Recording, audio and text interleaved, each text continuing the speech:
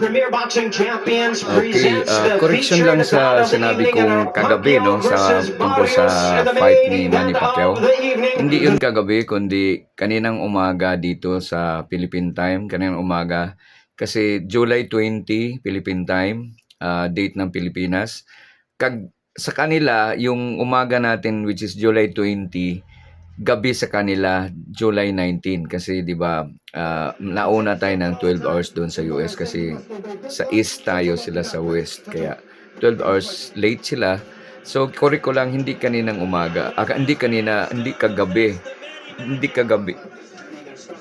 kundi kaninang umaga dito sa atin, gabi sa kanila July 19. Ngayon sa sinabi ko din na ah, na-knockout si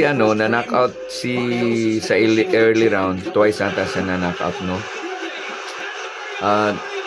Twice siya na-knockout, pero nakaabot siya hanggang 12 rounds. So, yung sinabi kong siya, baka si Barrios twice siyang na-knockout. Di ako sure, pero basta na-knockout siya.